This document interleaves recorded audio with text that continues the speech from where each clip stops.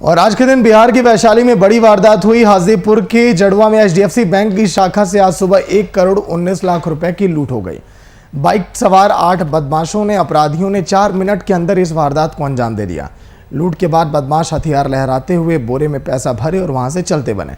सूचना मिलने पर हाजीपुर सदर के एसडीपीओ राघव दयाल समेत कई वरिष्ठ पुलिस अधिकारी मौके पर पहुंचे और जानकारी मिलने के बाद अब वो छानबीन में जुटे हैं। बड़ी संख्या में पुलिस बल भी घटनास्थल पर दिखाई दी और आसपास के लगे सीसीटीवी कैमरे की फुटेज अब खंगाली जा रही है और घटना के बाद पूरे इलाके में अब सनसनी फैल गई।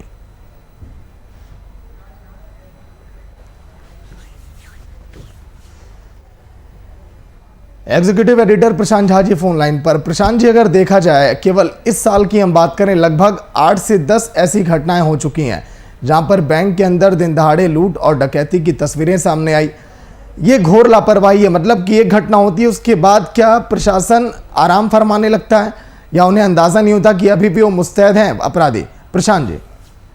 बिल्कुल सागर, आप सही कह रहे हैं कि पिछले लॉकडाउन जब से लगा है बिहार में, उस दौरान भी जिस तरह से बैंक की लूट हुई है, जो सीएसपी के अंदर लूट हुई है, सीएसपी संचालकों के साथ लूट हुई है, और यह लूट जो है एचडीएफसी बैंक की, यह तो बिहार के अब तक की सबसे बड़ी लूट है। क्योंकि अब तक की सबसे बड़ी लूट मानी जाती थी कि आज से 10 साल पहले जब पटना के बहादुरपुर इलाके में 55 लाख रुपए लूट लिए गए थे, लेकिन ये इस लूट में 1 करोड़ 19 लाख रुपए एचडीएफसी बैंक से लूट लेते हैं। वो भी सिर्फ 5 अपराधी बाइक से आते हैं और गन पॉइंट पर पूरे बैंक कर्मियों को अपने हिरासत में लेते हैं और उसके बाद लूट को अंजाम देके फरार हो जाते हैं। इससे साफ तौर पर यह जाहिर हो सकता है कि बिहार में कानून व्यवस्था के नाम पर जो ढकोसले चल रहे हैं वो बिल्कुल बेबुनियाद है और इस तरह की चीजें साफ जाहिर करती हैं कि बिहार में पुलिस कितने अकर्मण्य है। क्योंकि जिस तरह से घटनाएं होती हैं और जहां पर यह घटना हुई है, ये पटना से महज 16-17 किलोमीटर की दूरी है इस इलाके की, और वहां पर इतने बड़ी लूट को अंजाम दिया जाता है, तो आप इसी से सागर अंदाजा कर लीजिए कि बिहार में कानून व्यवस्था की दुहाई देने वाली सरकार की क्या हालत है और पुलिस की क्या स्थिति है अभी तक। सागर, लेकिन प्रशांत जी, नाकामी हम किसकी माने? क्या पूरी गलती यहाँ पर प्रशासन की है या फिर कुछ और भी यहाँ पर हम कह सकते हैं?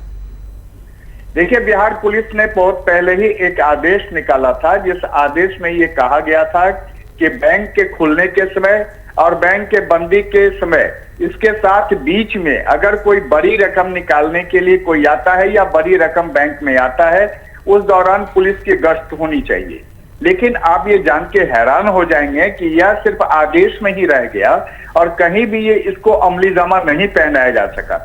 आप किसी भी बैंक में चले जाइए, वहां पुलिस वाले कोई भी सुरक्षा में नहीं रहते हैं। यानी जो बैंक के निजी सुरक्षा कर्मी हैं, उनके हाथ में पूरे बैंक की सुरक्षा रहती है। और खास करके एचडीएफसी बैंक, जो कि निजी क्षेत्र के बहुत बड़ा बैंक है ये, और इस बैंक में काफी कैश होता है क्योंकि उस पूरे इलाके में सबसे बड़ा बैंक ये माना जा रहा है। और उसमें भी कोई सुरक्षा, अगर पुलिस वाले के पेट्रोलिंग वहां नहीं होती है और पुलिस वाले कहीं सड़क पे नहीं होते हैं और इतनी बड़ी लूट की घटना को अंजाम देके अपराधी फरार हो जाते हैं और बाद में पुलिस वाले पहुंचते हैं और सीसीटीवी खंगालने लगते हैं। आपको एक बात और बताते हैं कि इस बीच में एक नया ट्रेंड शुरू हुआ है कि अपराधी सबसे पहले अपने गाड़ी का नंबर भी बदलते हैं, अपने पहनावे को बदलते हैं और मास्क की वजह से सारे अपराधियों का चेहरा छुपा हुआ होता है। और ऐसे में सीसीटीवी से पुलिस कितना कुछ हासिल कर पाएगी, ये तो आने वाला वक्त बताएगा। लेकिन इस घटना ने पुलिस के कार्यशैली पर एक बड़ा सवाल खड़ा कर दिया है सागर। लेकिन प्रशांत जी, जो आपने जिक्र किया पुलिस के पेट्रोलिंग की, मुझे लगता है कि जब आप एटीएम पर आप जाते होंगे रात में कभी, तो वहां पर भी आलम यही रहता होगा, एक गार्ड, कोई बुजुर्ग है या फिर कोई युवा है, वही बैठा रहता है, आसपास कोई पुलिसकर्मी नहीं रहते, इसीलिए उनके हौसले और बुलंद रहते हैं और एटीएम में भी चोरी इसलिए बड़े धड़ल्ले से वो करके निकलते बनते हैं।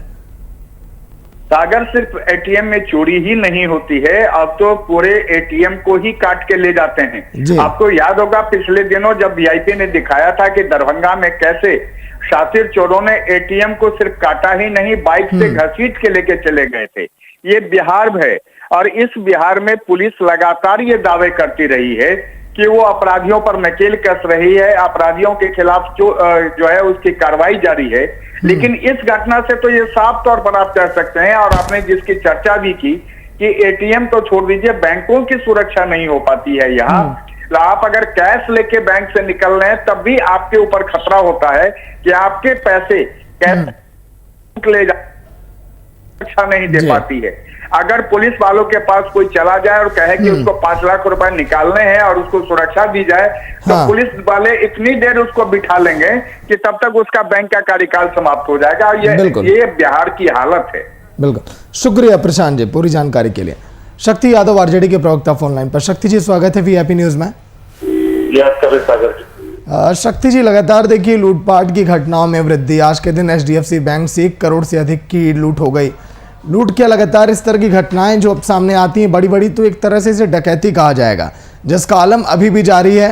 15 साल पहले भी यही आलम था, जो बार बार दावा करती सरकार, आज भी वही हाल है। शक्ति जी, देखिए ये बिहार की नीति बन गई है, कोई आश्चर्य नहीं होनी चाहिए। और हाजीपुर क्राइमपुर में तब्दील है। हीरे व्यापारियों का किस तरह से सोने लूटे जी, क्या हुई हत्या अगर बिहार में सबसे अधिक हुआ है, इलाहाबाद अगर निकालेंगे तो उसमें हाजीपुर जो है 1 नंबर पर है, इसलिए उसका नाम क्राइमपुर भी दिया हम लोगों ने। और एक तौर पर कहा कि कोई सुरक्षित नहीं है, लाख दावा कर ले सरकार, लेकिन महफूज कौन है? सांसद का भाई राजनीतिक कार्यकर्ता हो या फिर गरीब हो या आम और आवाम हो, यहाँ कोई सुरक्षित नहीं है। न मंदिर, न मस्जिद, न गुरुद्वारे, कोई सुरक्षित नहीं है। और ये सरकार का जब इकबाल गिरता है तो तंत्र जो है अनियंत्रित होता है। तो इन दिनों बिहार में जो पुलिस है वो पुलिसिंग मर चुकी है। वो सिर्फ कुट्टी, निवारी, गिट्टी, बालू और शराब से पैसे वसूलने में टोटल समय व्यतीत होता है पुलिस का।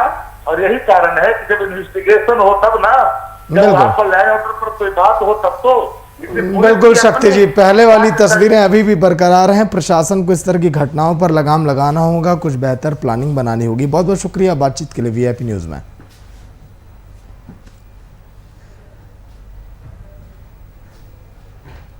तो दिन दहाड़ी बैंक में डकैती और लूट की तस्वीरें अब आम हो चली हैं बिहार में। लगभग केवल इसी साल के आंकड़ों को उठाकर देखा जाए तो 7 से 8 घटनाएं बड़ी बड़ी सामने आ चुकी हैं, लेकिन प्रशासन फिर भी उन अपराधियों के आगे नतमस्तक। फिलहाल इतना ही। देखते रहिए वीआईपी न्यूज। नमस्कार।